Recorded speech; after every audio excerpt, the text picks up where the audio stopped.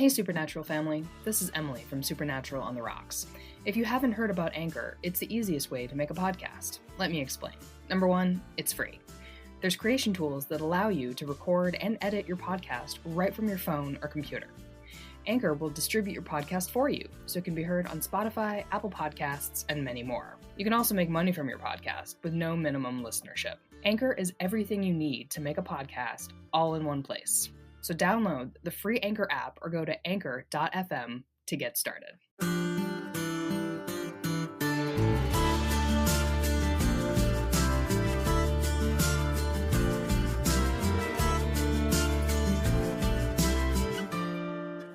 Don't you cry no more.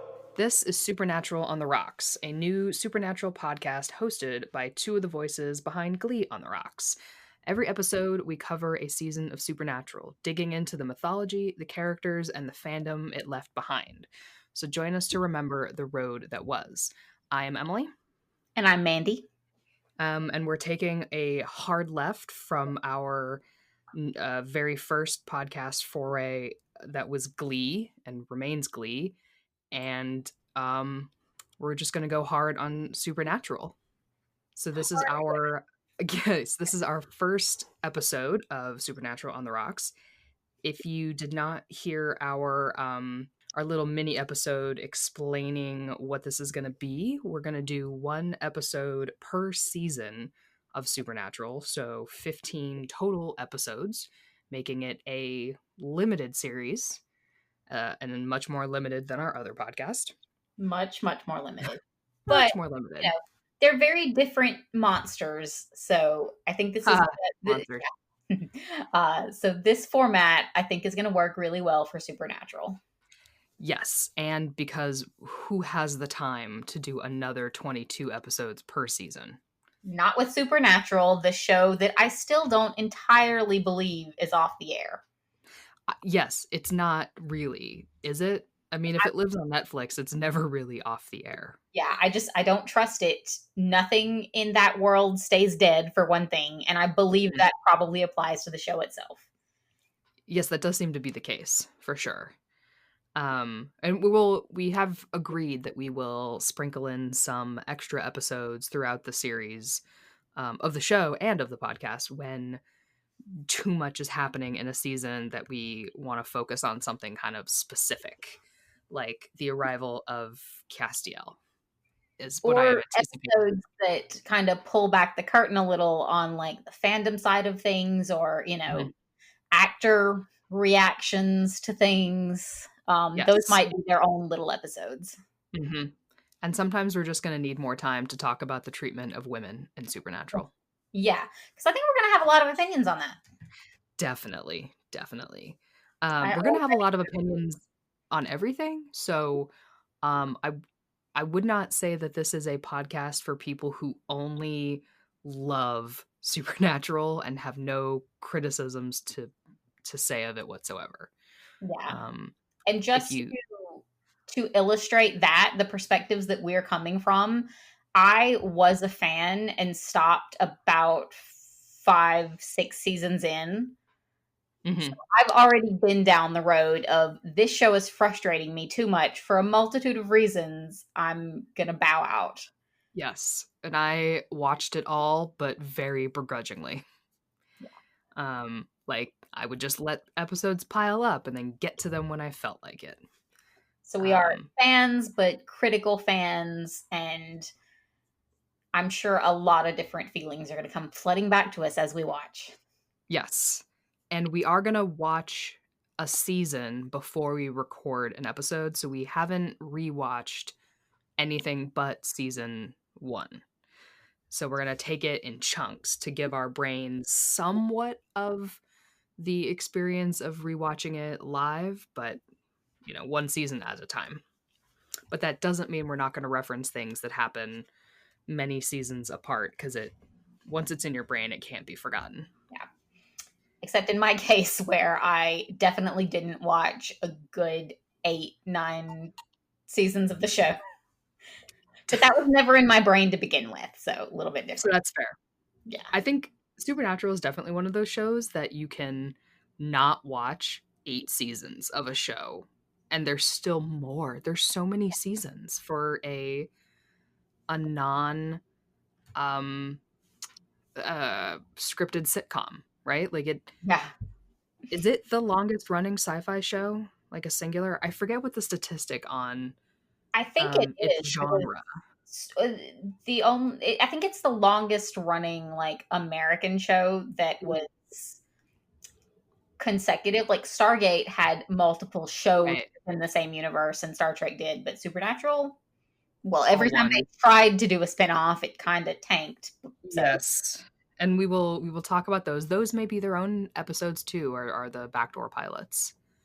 Um, we can talk about what could have been, which will be a theme of this podcast, especially if you've never listened to Glee on the Rocks. The coulda, shoulda, woulda of these shows tends to be how we approach our methodology of discussion, yeah, our relationship to the text.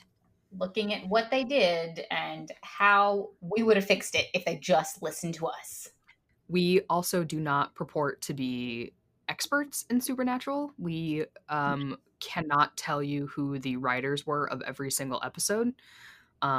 We will have facts when facts are deemed necessary, but often it's the show, unless such and such writer wrote episode this and also this, and that ties these in somehow.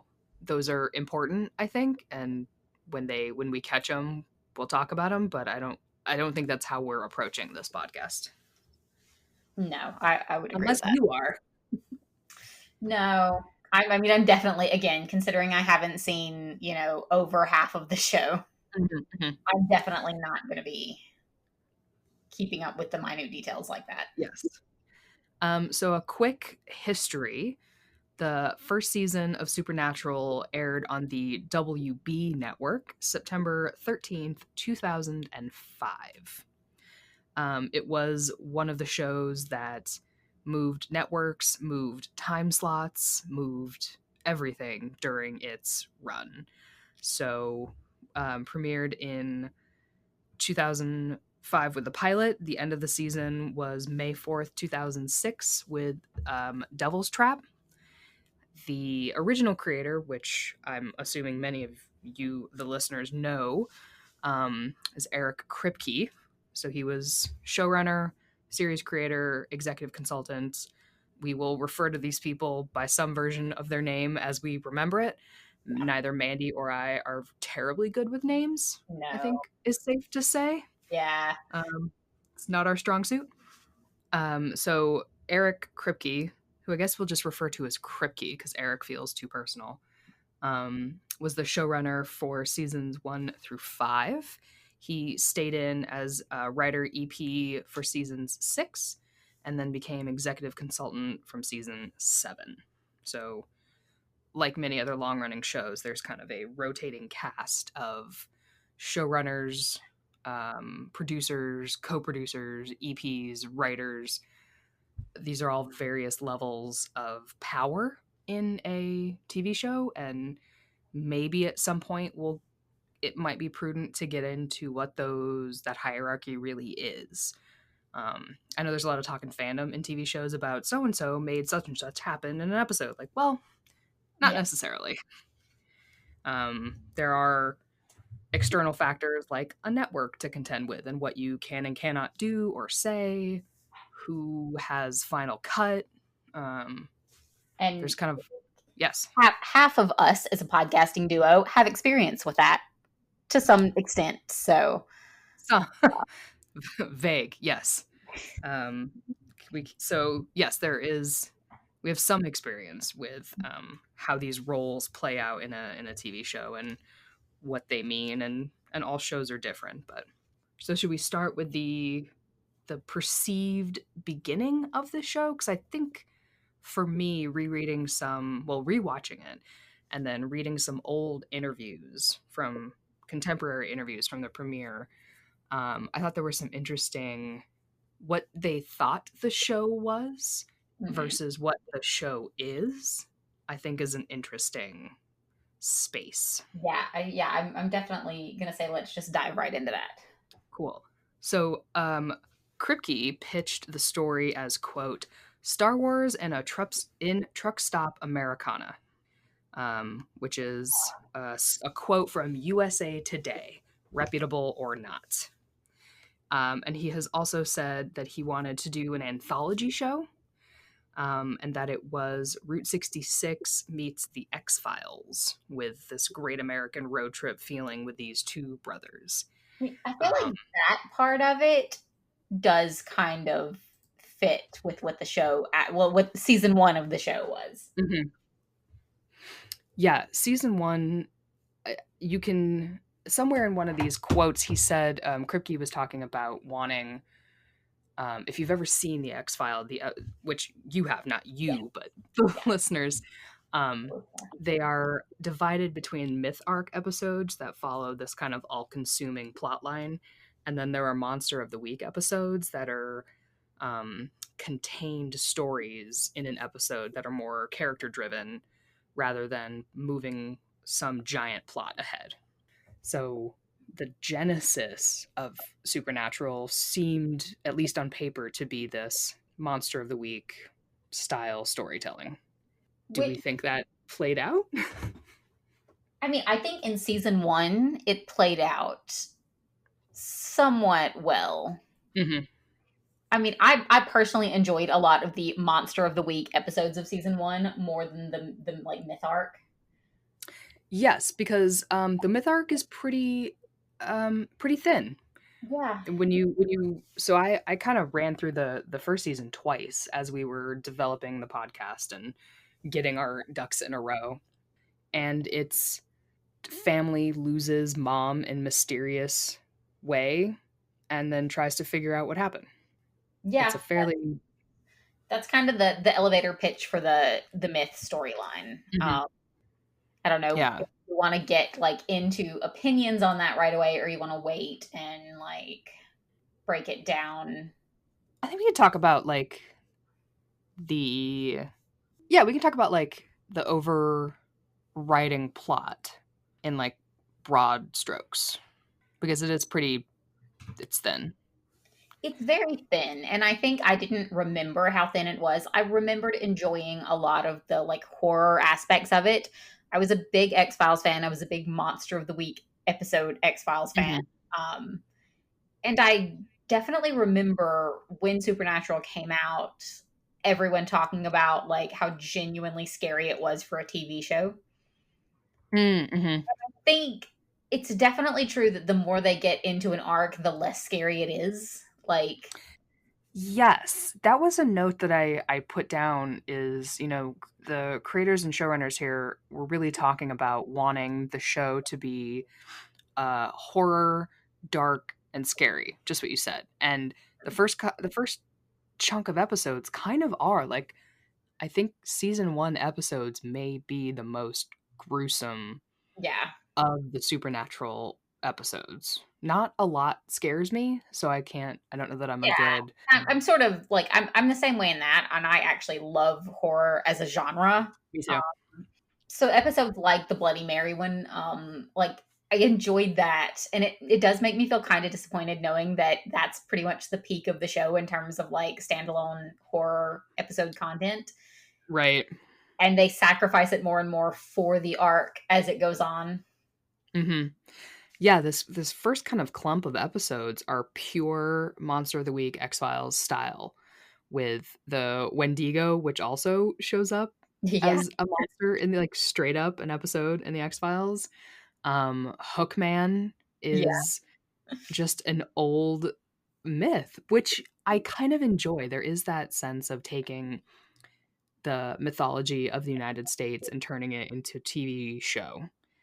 And I think one issue that we can talk about that pops up later is trying to coalesce all these different fairy tales and hoaxes and rumors into a cohesive storyline Mhm. rather than these sometimes there's just a scarecrow that comes to life in an apple orchard. I don't know. Like it doesn't all have to tie back to a greater evil. Especially considering, and this is the same problem every show like this has, if you're starting out in season 1 and you're trying to make it seem like what they're working toward is like the ultimate bad guy, Mm-hmm. it's gonna be like a continuing like series of disappointments as you realize like that bad guy, it's not quite as strong as the next bad guy, who's not quite as strong as the next one. And I think Supernatural really suffers from that. Like Yes, later yeah. on. Yeah.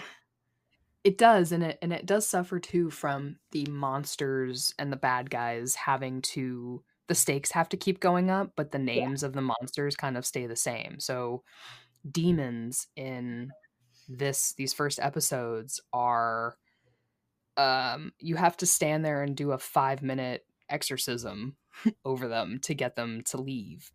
And they can only do certain things. They can only travel certain ways. And then later on in the episodes, it kind of feels like both Sam and Dean can just like wave their hand and expel a demon from a bad guy. Once they start getting weapons, they just like stab a demon and it's gone. Like So they kind of so rewrite their own rules as they go. yeah, they do. The rules of what a bad guy is do seem to change. And I did notice, this first season here rides on vampires as being kind of this like, oh, vampires do exist, which is it's cute and funny when you think about the first season being these kids, these guys, um, following in their father's footsteps, out hunting monsters, and they're just aghast that a vampire is real. When later on, they're like the easiest things to kill. Well, are they? Well, yeah. Well, hmm. It's gonna the ending of Supernatural for me is honestly gonna be like the epilogue of Harry Potter, where I just deny it exists. That's valid. That's very valid. Like, I'm sorry, 19 years later, what? I don't understand.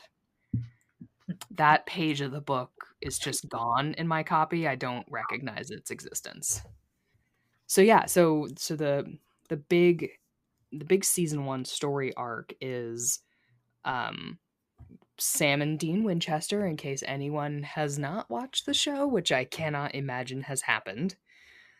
Their mother died when Sam was a 6-month-old baby, which turns out to be very important. Although I find it, how do you count exactly 6 months from someone's birthday? Huh. Like, how many days is that? Yeah, I don't know. Because that seemed to be very important. It's not important to this podcast, but it seemed very important to the to the show. Their mother has died in a supernatural, unexplainable way. It drives their surprisingly attractive father crazy, and he dedicates the rest of his life to tracking down and discovering the things that go bump in the night. And we don't see a lot of what their childhood hood was like. We kind of skip from that night to what are they, 19, 20, 21, however old they are. Um, Throughout this season, Yeah. or Dean says he is 26. 26. Okay. Yeah. So they're somewhat adults. And dad has gone missing. What's the line from the show is dad went on a hunt and he hasn't come back. Yeah. So, oh, hello, other monster of the house. You were sleeping and you were supposed to be sleeping. Ferocious Come on. monster in your bed. This monster doesn't like closed doors. So yeah, Sam and Dean then have to, or choose to, one, continue their dad's work of saving people and hunting things, pour a shot for the tropey lines from the show, and then also they have to find their dad. So those are the driving forces of season 1, I think. Yeah. And then we have kind of our sidebar of Sam wanted to live a normal life as a lawyer with a girlfriend. Dean apparently was happy just doing whatever daddy told him to do. Yeah, I mean and that's I don't know, their personal lives are something that I was like, And this is where fan fiction has ruined me, because I'm like, if you've never listened to one of our podcasts before, we're both into fic. That's going Yes. to come up. I definitely found myself as I watched it thinking, okay, but I want to know like what's going through their heads here. Like, Mm-hmm.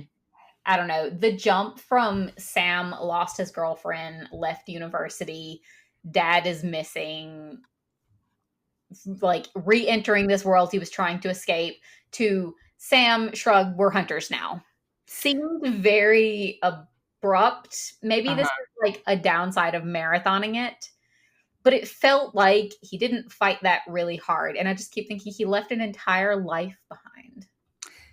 Yes, I Out of was his thinking life about that so too. quickly. Like, Maybe his grades weren't actually that good. yeah. And he was like, shit, I gotta go. He was on academic probation anyway. It was Yeah. like, never not going to get that next grant money. Mm-mm. Also, how did he pay for school? How, like, did he get scholarships? Like, what did he put for his father's job on his FAFSA? I think he put Hunter. Again, that's my, like, fan fiction brain thinking, okay, yeah, monsters, dead girlfriend, everything, but like, give me, what's the process here? Mm-hmm. Yeah, what's the Dean, I think, makes more sense because, as the show points out, he is Daddy's perfect soldier. Yes. And he fears his dad and he worships his dad. Free will is not yet a concept that he is in tune with. He thinks that this is what his life is because it's always been. I mean, his storyline seems really depressing to me in the sense that, like, it's dark in a way the show doesn't acknowledge as being that dark. Like, yes, and I know you've got like the fondness for John based on the actor, but oh yeah, my fondness for John is purely based on Jeffrey Dean Morgan and has absolutely nothing to do with that shithole of a dad. Yeah. Yeah, I mean, he was horrible. Like, Dean being left to like basically raise his little brother and also having literally the responsibility of the world on his shoulders, you know, according to what his father expected of him. Like, that's dark. That's some dark shit for like a kid/teenage boy. Especially when it doesn't seem like his dad really told him anything. Yeah, he's pretty clueless. He's very clueless. Like, he's really just following orders. And it did surprise me when he was like, vampires, those aren't real. Like, didn't your dad tell you about these? Like, he obviously knew about them. Well, apparently he journaled everything, but didn't bother to, you know, have conversations with his words. Well, that's the manly thing to do, is journal your feelings and not tell them to your son. I just want to know what his like bullet style organizing was, because they seem to be able to find literally whatever was in front of them in that book by flipping a few pages. He's got a tag system, you know. He's got sticky notes that stick out that are alphabetized somehow. Color-coded, alphabetized. Yeah. Somehow they can read his dad's handwriting. Yeah, that's another mystery. Yeah, there's many, many mysteries, and that is one of them. They're sad. Like, Sam's a little kid living in motel rooms, which, I mean, Schitt's Creek told me that was kind of awesome, but I don't think they had a David there. They don't seem to have a David there. Well, later. Half a David. Half a David. Yeah. Where's Patrick? That's not a crossover that really works, is it? No, it's not. No. Wouldn't do that to David and Patrick. No. Oh, what I was going back a hot second. One of the notes I did write down is that John Winchester is the captain of the no need to tell people what they actually need to know team, which is later led by Albus Dumbledore. Oh God, yes. You're very right. It's the same style of leadership as like, don't worry, I'll never tell you. Like, added, I don't really care if this child in my care is in mortal peril because of my decisions. Yeah. It is what it is. And look, they came out okay. They're fine. It's for the greater good. Like, is it though? Yeah, maybe not. These kids could have died at any time, but they didn't, so it's okay. Mental health? What is that? They could have just read the book, the diary. Oh God, it's Riddle's diary. No. There's the crossover. Harry Potter meets I mean, the that one would kind Winchesters. of work. Voldemort would fit right in with their Mhm. season 1 list of baddies. Honestly, given Voldemort's childhood, I feel like he might sympathize with the Winchesters. Oh, you're right. It's like, "Oh, your dad too? Mm." So maybe the Winchesters could have turned him around. And he just He would have just gone to them and been like, "Look, this kid is getting into all my shit.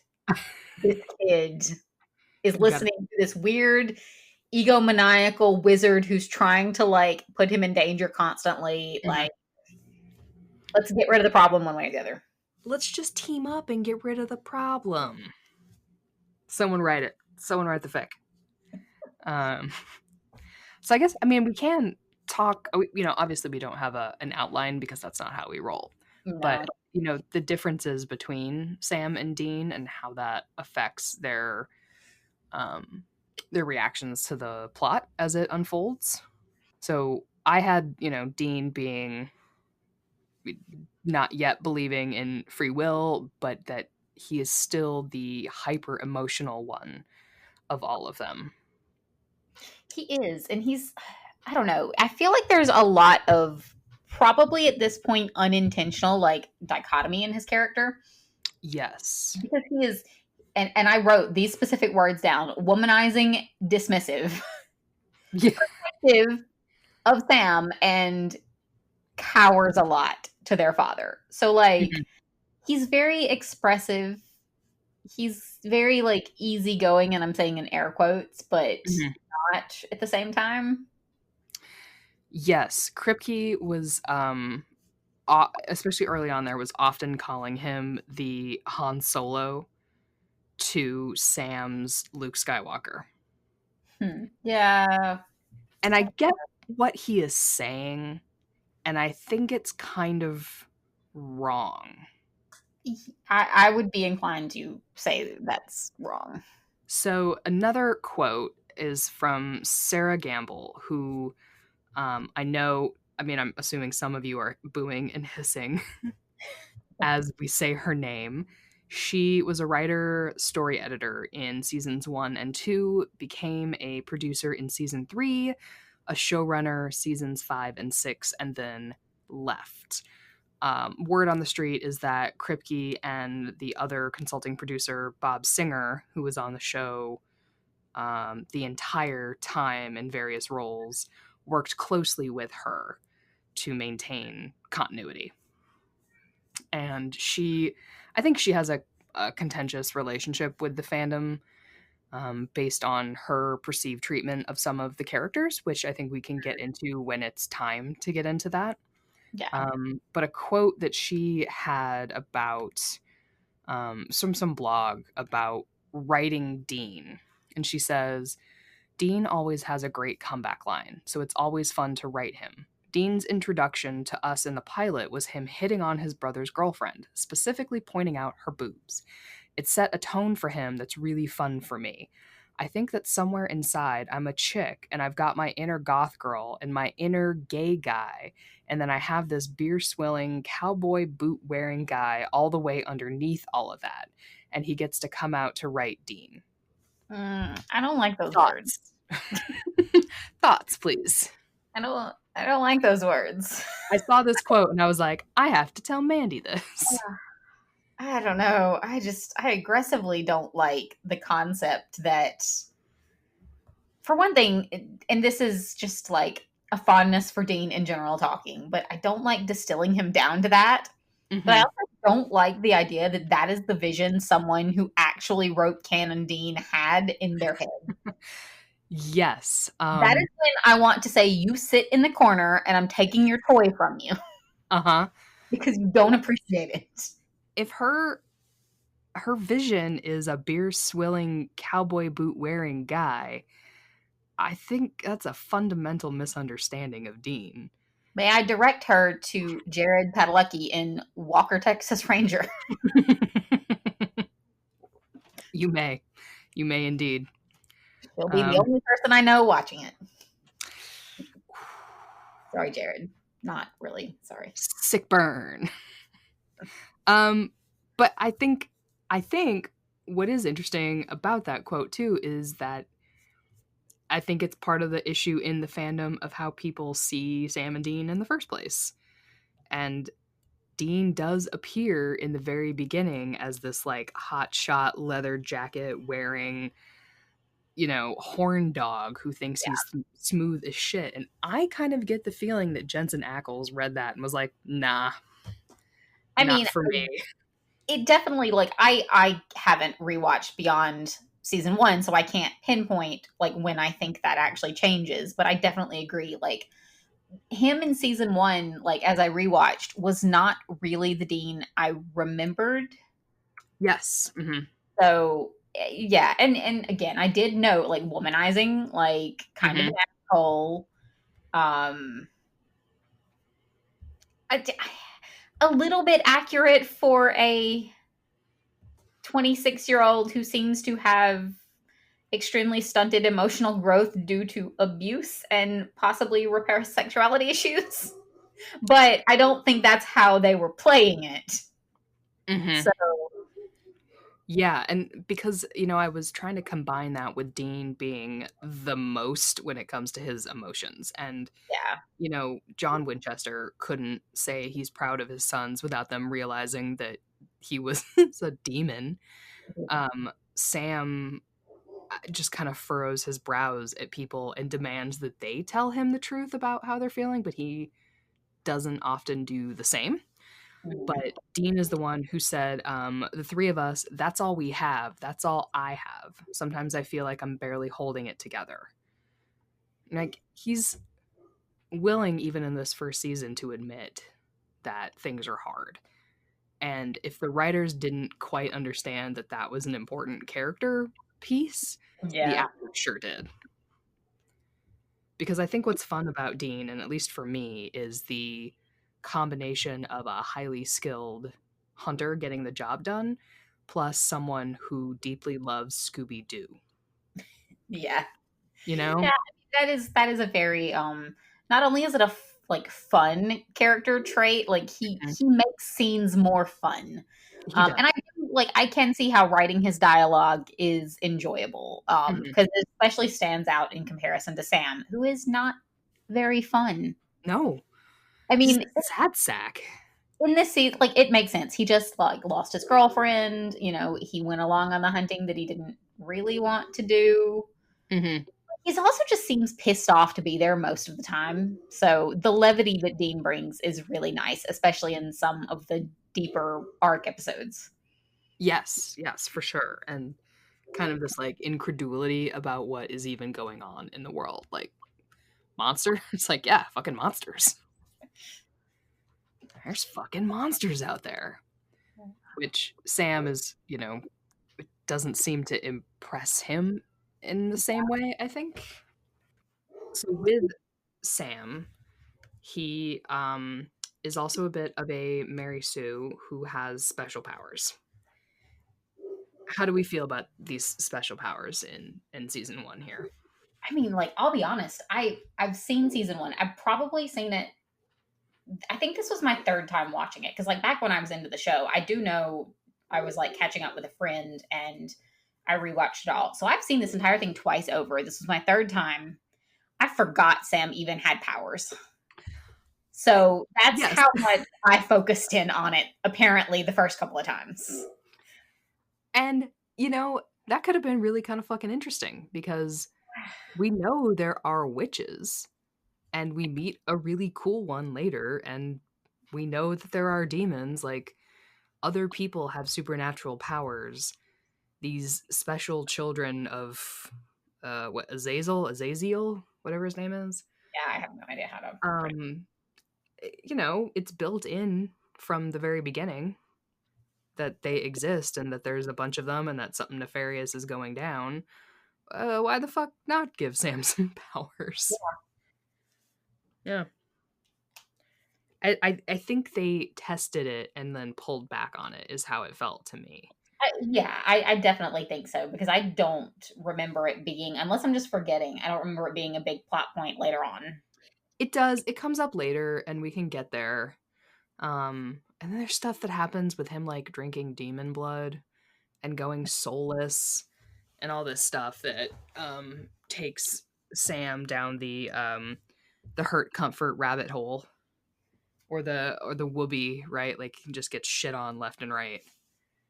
Um but then does seem to be, and I am also forgetting, and forgive us, listeners who have the entire show indexed in their brains. Congratulations to I you. mean, part of the fun for anyone like that should be listening to us rediscover it as we watch each season. Right. And yelling at us, going, Yeah. obviously it was X, Y, and Z. Like, okay, we know, but we Yeah. forget we're old. And you are going on this rewatch with us. Yes, you have to rediscover this shit at the same time. So, Yes. deal.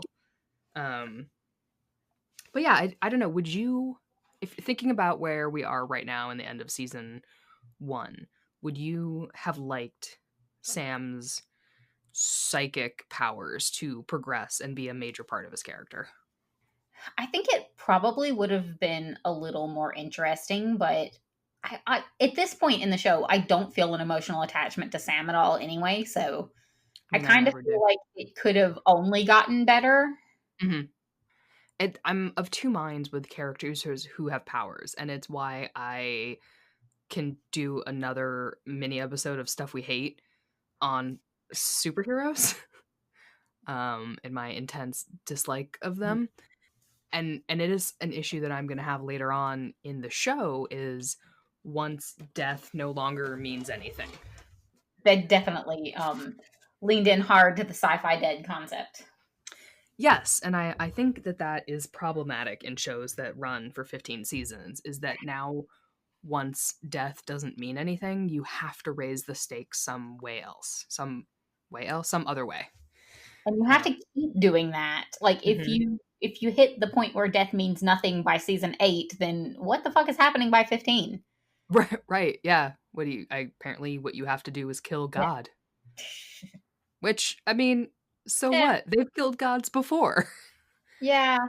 It does, and maybe that's another little episode we touch on at some point, is that it does lean hard into the Judeo-Christian worldview and religion, where other gods are killed and are characters in the show, but they don't have the same uh, authority. Yeah. I I kept up with Supernatural through like fandom osmosis for years. And I Mhm. have to say one of the reasons even after, certain things were resolved that I never like came back to watch it again is the hard turn into like Judeo-Christian mythology. Yes, beginning season what, 4, with the arrival of an Yeah. angel, and I you mean, know I that. feel I could let them slide on, but past that, no. Yeah, no, I agree, because Yeah. there was something kind of interesting in these early seasons about the lack of religion, and that morality comes from other sources. When you don't have an overriding deity, your morality has to come from within and your Mm, own choices. And once you stick a god in, and especially when the entire back half of the series is about free will or no free will, then it's like, well, what other choices matter at all? yeah. And that is actually something that Sarah Gamble said at some point, in an article. The article is actually titled "Is Supernatural for Atheists?" And she says, "We've been careful to leave room for agnosticism when we talk about God. There's no direct line to answers about his existence, at least not in the first 4 seasons. And in my mind, there's been lots of room for atheists to stay on board. First of all, no one's trying to convince you of anything. We're just here to entertain you. Second, even some of the angels doubt God's around, so join the club. I think at the end of the day, we're trying to tell a story about humanism, and humanism is a word that shows up a couple times in these interviews. We come out suspicious of organized anything. We're for individuals with balls and a strong moral center telling bureaucrats from heaven and hell to fuck off. That's where the fun is. Okay, but Okay. that's not the rest of the show. Yeah. I and and mean, yeah. and then honestly, if you have angels, you have God. That's where angels come from in mythology and religion. So like you can't really say Well, even though we have angels, they doubt God's around. Like, okay, one does, and he gets thrown into hell, which also requires the existence of heaven. So, it seems disingenuous to me to make that kind of an argument. I think it would have been an interesting show if they had stayed away from that much God. Yeah, I mean, that would have been more interesting because they do, at a point, sacrifice the monster of the week stuff almost entirely, right? Yeah, they do. Yeah. I mean, there's some I'm trying to remember, and honestly, it seems like the episodes that take over the monster of the week slots become goofy. Hmm. Um, Well, although I there's can. stuff like the French Mistake and these different the musical episode and stuff like that, and the Scooby Doo episode. But there are some monster of the week, but they and I'm trying to remember too. They do seem to tie more strongly to the main plot. We'll worry about season 5 later. Stick to season 1 here as best we can. Another section that we can talk about are just like the bad guys in general. Yeah, that would be good because I definitely had some thoughts on some of them. Please share. All right. Meg, first of all, Mhm. like I kind of went into it like with the predisposition that I would like most of the female characters. Mm, But I immediately started seeing the issues with Meg. Like I don't know. She was somehow both like an underwhelming baddie, but also like immediately her plot was hitting on Sam.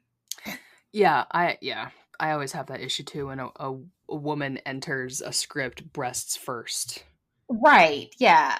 Like uh they're already making this a little bit hard for me. Yeah. But they balance that out very well with Missouri, who Uh, like I adore. I love her. And I wish that I had more than two female characters to give opinions on. Cough, cough, supernatural. Uh, Um yeah, because everyone else are uh episode characters. yeah, yeah. Yeah. And I am talking right now in terms of like characters with a little bit of staying power. Mhm. Yeah. Um, because there were some good like single episode one off characters, but yeah. Well, you know who does come back in the last season? Well, I can think of one. Vampire friend there. Uh, Yeah. could have stayed gone. It didn't happen. But yeah, Um, the big baddie is again, I don't know how to pronounce the name either. As Azazel. Azazel. Yeah, it's not like they said it a million times in the show, and I just can't wrap my brain around it. Yellow eyes. Yes. I like the note I made as I was watching it was like not bad for a first season baddie. But Mm. so I don't think that I felt the stakes as strongly as the show was supposed to like have you feeling them, which is the problem with a rewatch in general. Mhm. Yeah, I it's know in true. a couple of years this doesn't mean shit, but you know, it was sort of Buffy syndrome where I like was you can just thinking of that. yeah.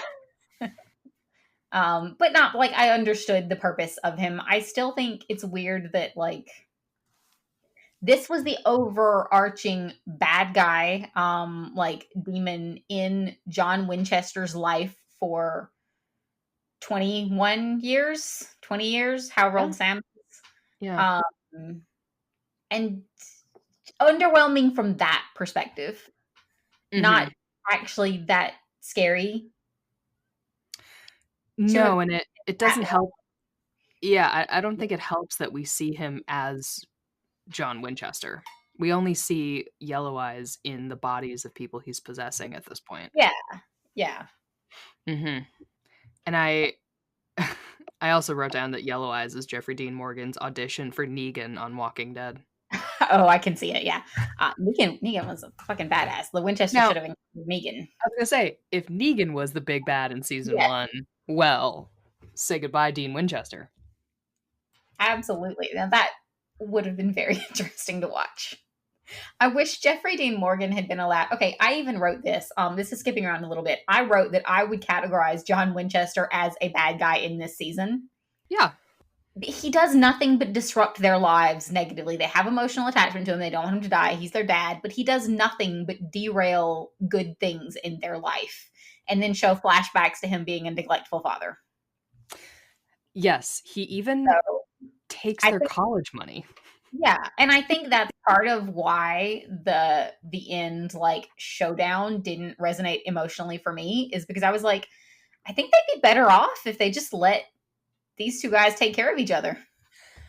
Yes, so Dean especially was like, we have got to save Dad. That was his driving force through a lot of these episodes, was saving Dad. Like, I think if Sam had never, if John Winchester had died, Sam would have been fine. He would have been like, well, that sucks, but might have actually gotten some closure, seen a therapist, gone back to university, had a life.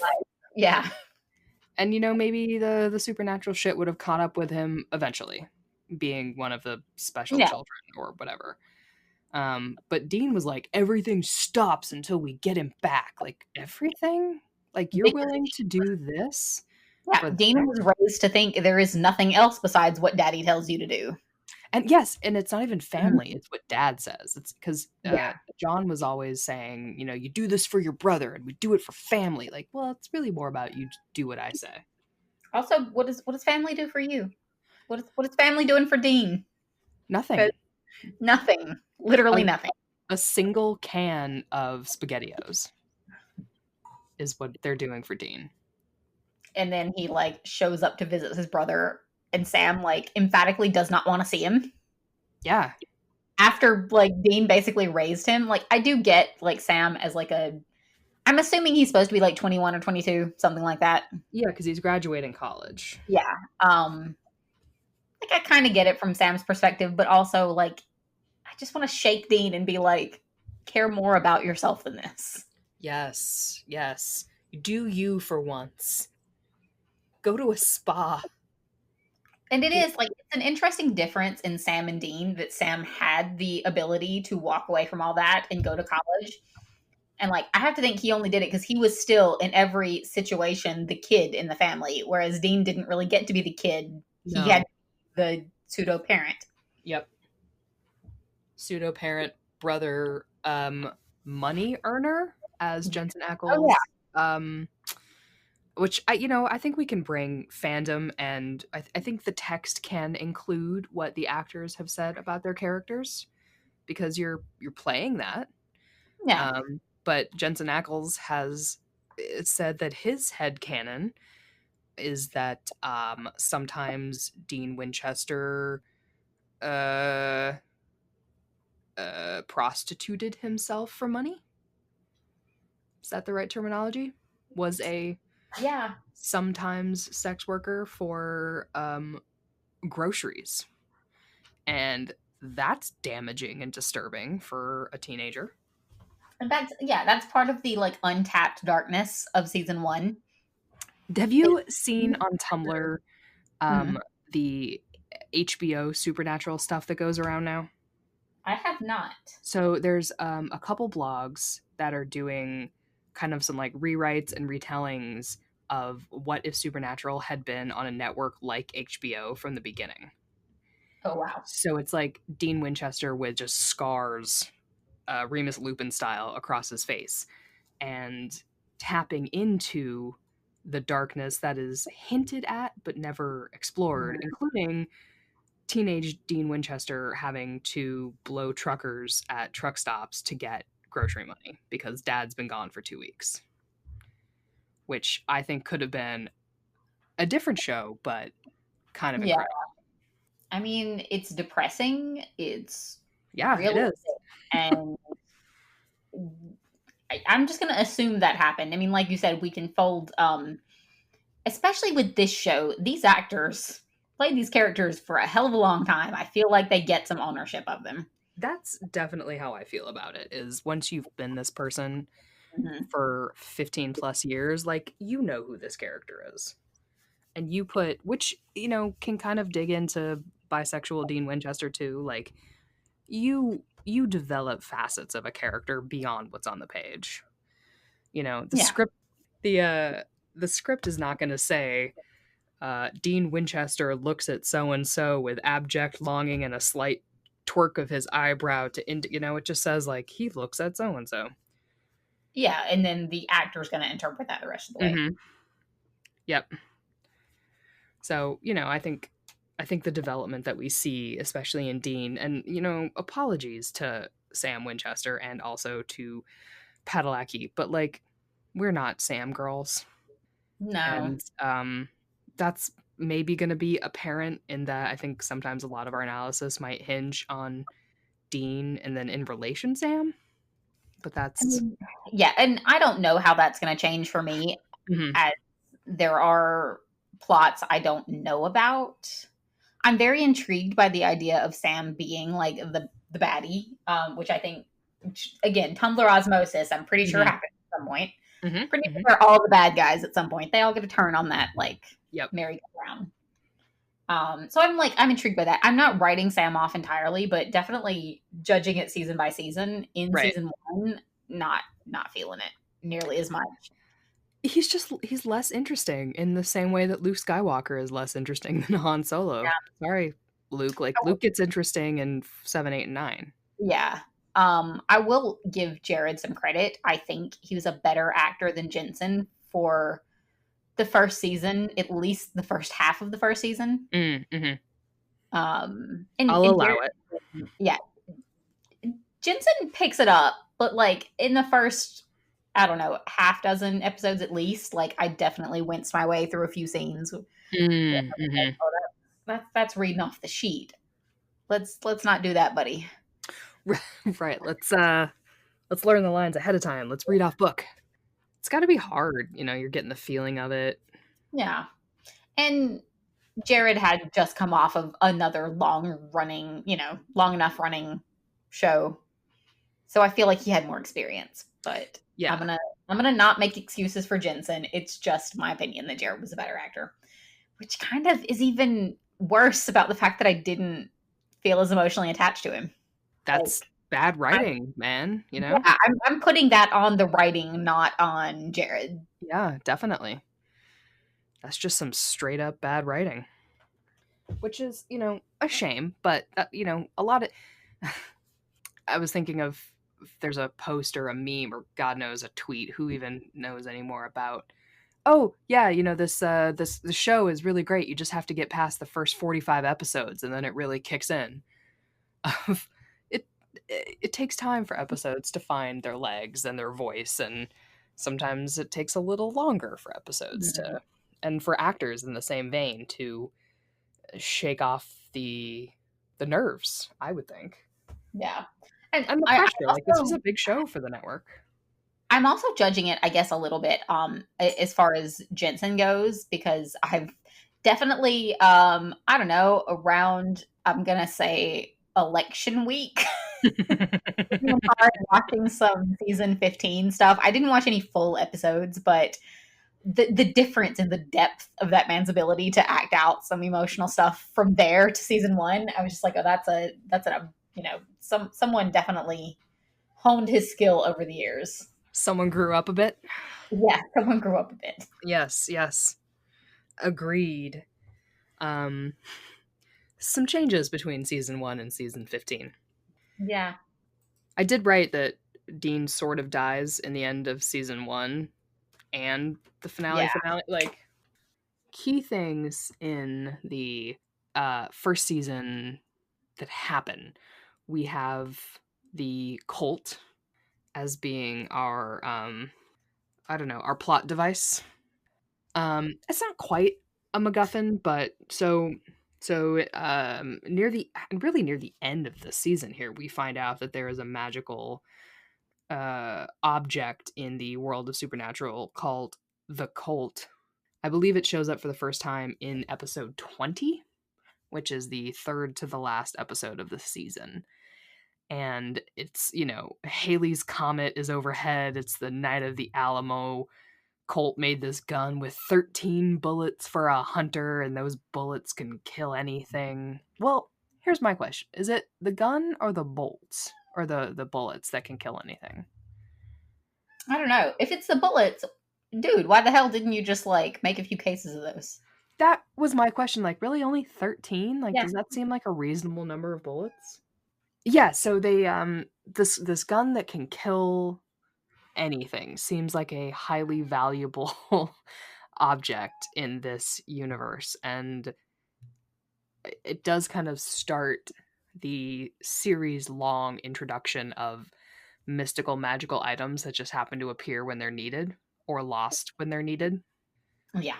And it's hard to rank on those because how else is a show like Supernatural going to stay interesting? Like, well, of course we're going to need angel blades and demon blades and all this kind of shit. But then when it gets into like the first blade, I get a little I know. I want 4 seasons of Sam and Dean in a library reading through every book before one of them finds something that might halfway work that they have to Google and Mhm. find more context for. Just Yep. like realism all the way. No, you're right. They need some things like that. They're out in the desert very slowly Yeah. unearthing something buried in time. Like, yep, that's riveting TV, I think. Um, Yeah. but they use the gun on that random ass vampire, and then they're worried about wasting another bullet on something else. Like, well, isn't how is this vampire worth a bullet when we know what else is out there? But in season 1 there isn't anything else out there, I guess. It makes them seem like very beginner level hunters Yeah. to look Like, at what they are considering the worst now and what's to come. yeah, it's like, do other hunters hear about, like, oh, did you hear Sam and Dean use the Colt on a vampire? Noobs. So yeah, it just kind of these mystical objects just kind of played into this issue of raising the stakes in a series that goes on for so long. But I also think when you're writing a series, you can't possibly know how long you have to tell your story. That's true. How long were they originally planning on it going? 5 seasons? 6? I honestly don't know. That can be something we Hmm. Google, but I don't know what the original series order was for. I'm assuming just the first, season by season for a while. I thought, and this may just be like I read it on Tumblr, have zero source for it, but I thought I saw someone say that like the original writer's goal was like a 5-6 season mark. That makes sense. I think, to me anyway, that makes sense of how long you think you can get a show to last on a Yeah, network. Um, especially I mean like even on CW, which is known for like giving its shows a more decent run than a lot of other networks would. mhm. I Yeah, thought the right thing. I almost said the WB. It hasn't been the WB in a while.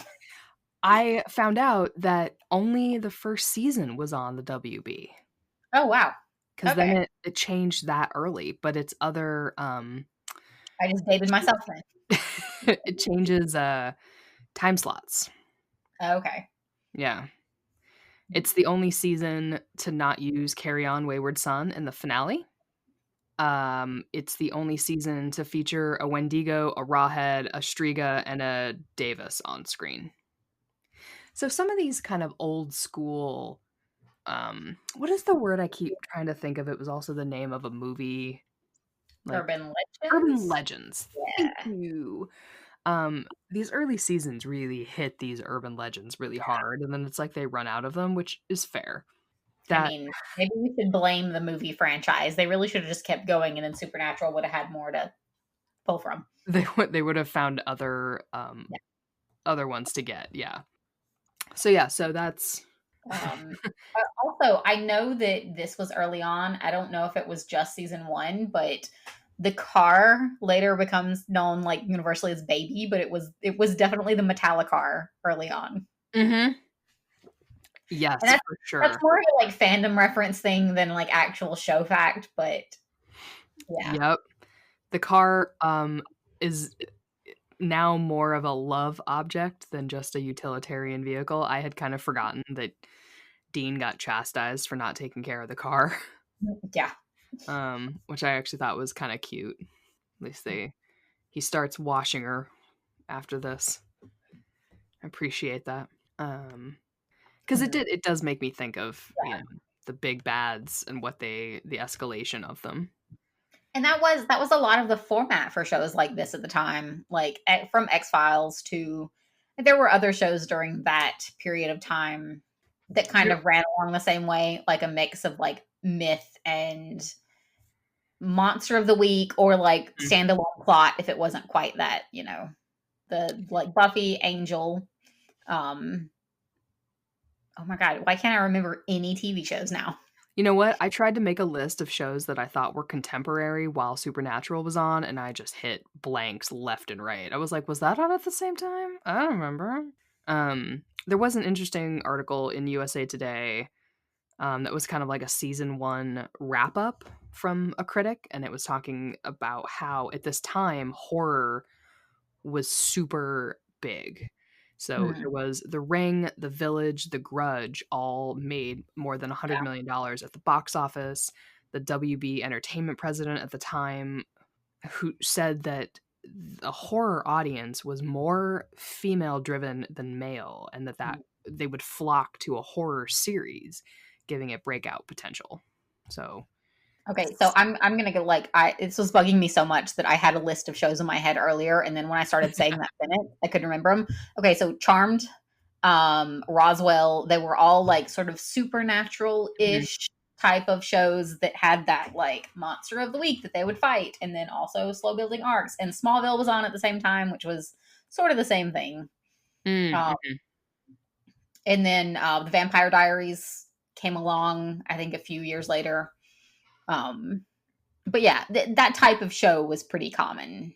It was, yeah, definitely.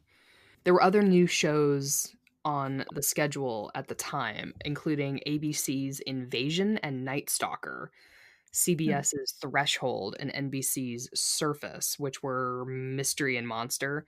yeah. You'll notice none of those shows lasted very long. I mean, and I want to say that's because they didn't have Kripke, which I'm not saying he's a perfect showrunner, but like he did have a very strong resume for that.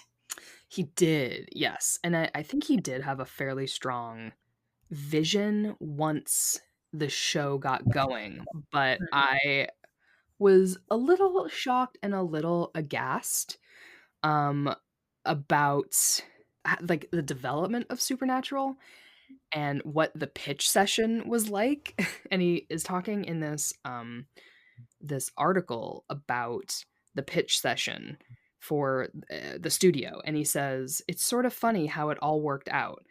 I literally had scribbled the idea in a notebook the day before my meeting with the studio, and then I came into the studio and had pitched them my reporter idea, which is this story about a reporter who works for a tabloid magazine, kind of a thing.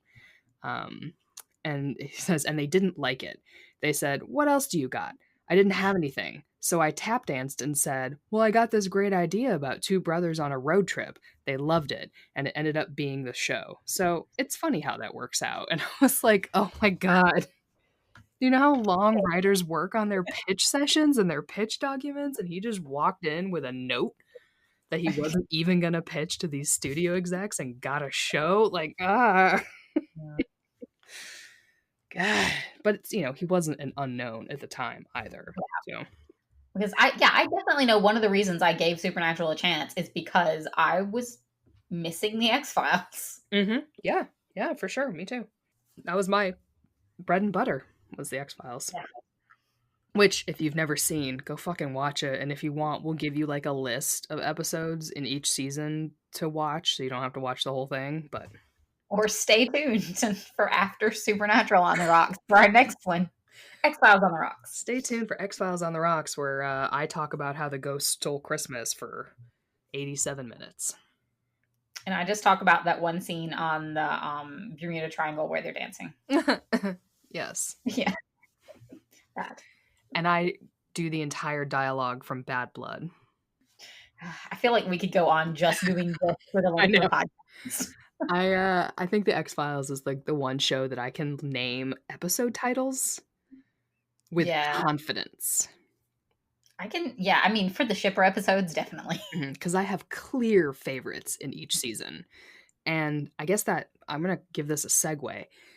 That leads me to, I think Faith was my favorite episode from this season.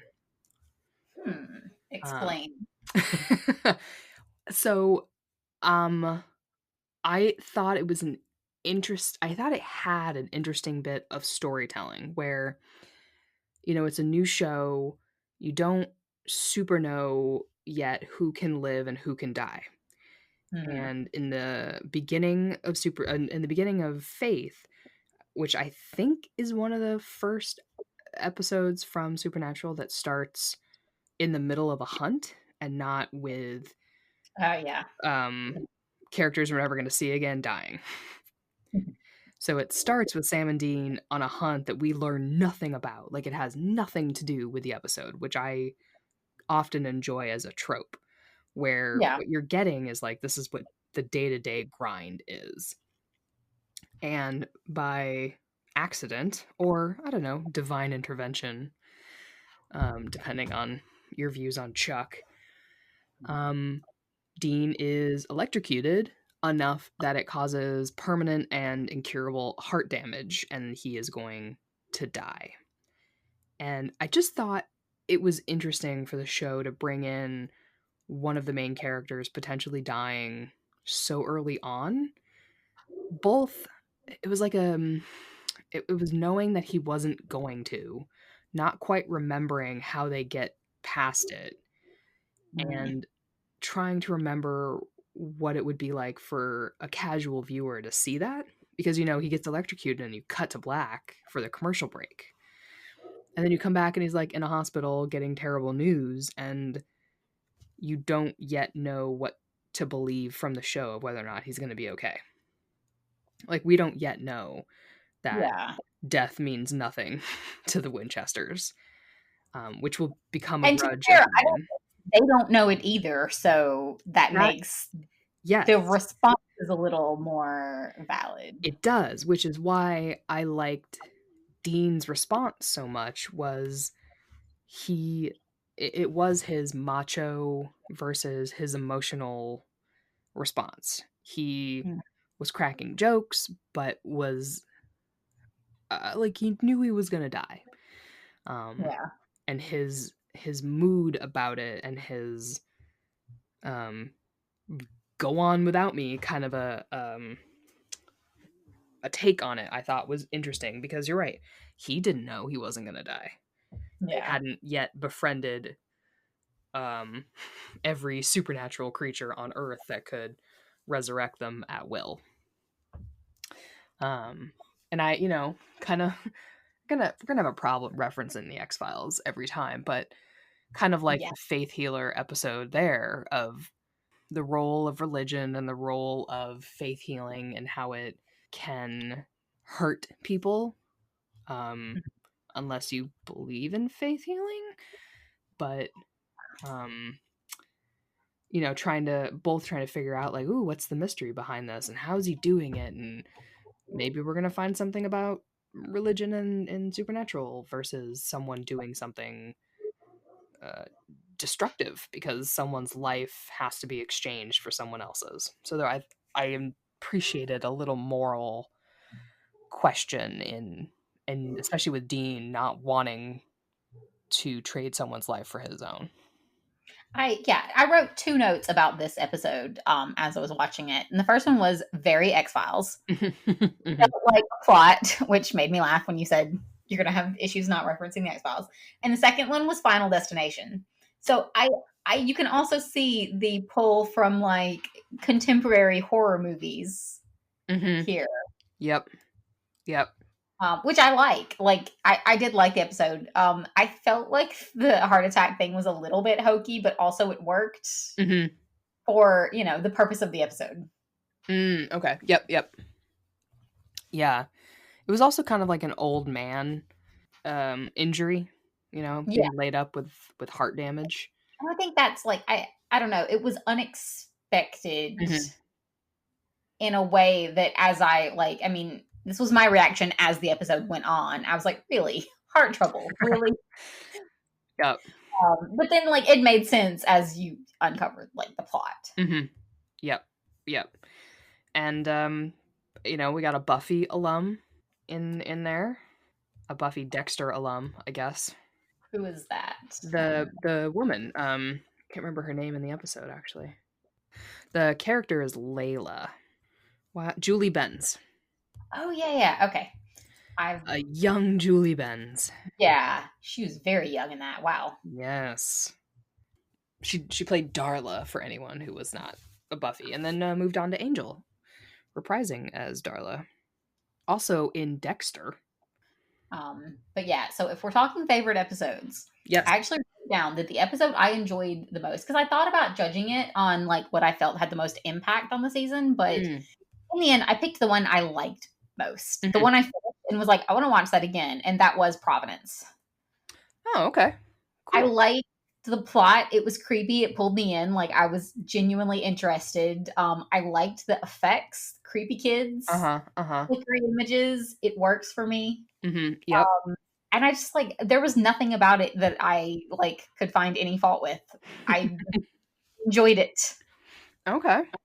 And it was a like very monster of the week, Yeah. but and it came towards the end of the season, so I think part of it was that I felt like everything had kind of hit a good stride. Mhm. Yeah. Like Sam and Dean in general, like the acting. Sorry, Jensen. Hey, it takes Acting time. was Yeah. better. Yeah, No, I like that one. It was a good one. Creepy kids crawling out of paintings. Like, yeah. yes, absolutely. Like I wish Supernatural had kept that like vibe in at Mm. least a couple of episodes a season. And maybe they did. I don't remember it was in season 2 or 3 or 4 except for Cass. Um, Yep. but yeah, I liked that vibe as a one-off episode. It was a good vibe. Trying to remember if I don't think there was anybody else who stuck around. They end on these characters who are like, "Hey, we'll see you next time we come through." Like, it would have been nice to actually catch up with some of these people. Yeah. Um the fact that the show is sort of built on the premise that there is a whole network of hunters, I felt like was underutilized. Like Well, if there's and yes. a network of hunters, like did no one I mean, John in Missouri clearly had something going on Mhm. in terms of like mutual support, but I don't know, was there no one else that could be like, "Hey, let's hit the books on this bad guy. Let's figure this out. You don't actually have to do this alone, John Winchester. You don't Yeah. actually have to bring your kids into it."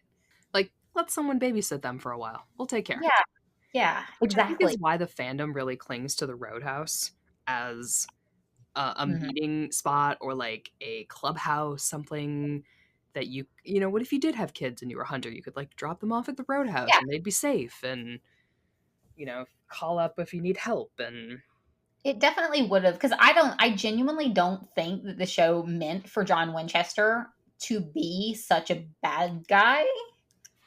yeah, I get that. Yeah. At least not at this point. I don't know. Maybe later on it's a little more blatant. But I got the impression watching it that we were supposed to sympathize with Dean and think family is what it's all about. Yeah. So Yeah.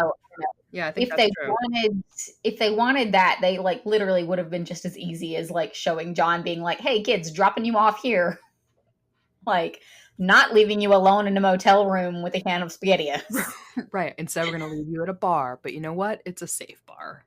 Yes. It's safe. Yeah. I think that could have, and they try. The I gotta get rid of that But from what do my you dialogue. mean? What do I mean? I think the backdoor pilots for Wayward Sisters and what was the other one called?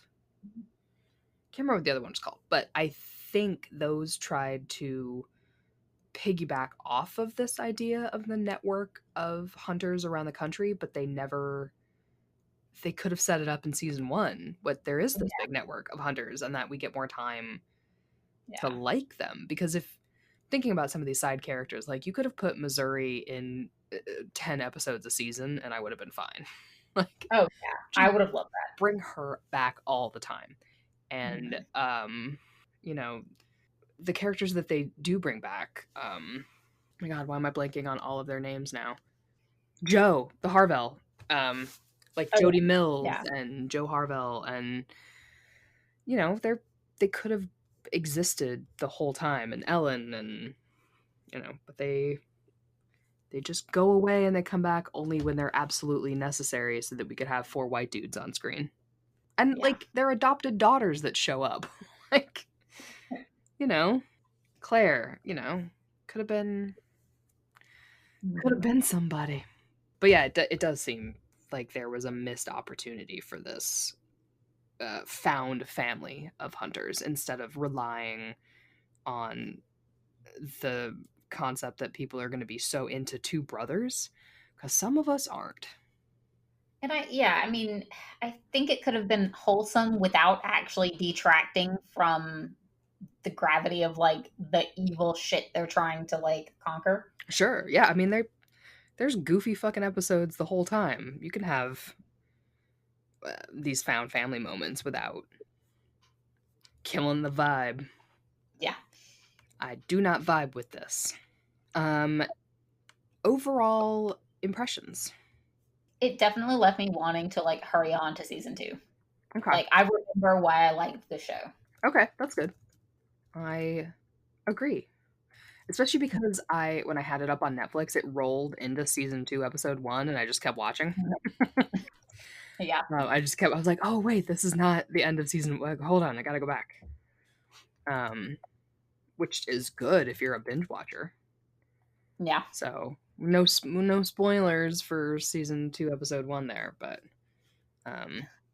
it does Which I start watching tomorrow. I know, it picks right back up. Yeah. I think unlike our Glee podcast, I think we are not going to have a set of indices. It's No, it's a lot of pressure. It's a lot of pressure, and also a constant like rotating cast of characters makes that a little bit easier. Yes. As I said before we started, I did think of the word a flannelometer Yeah. for how much flannel exists in the show per season.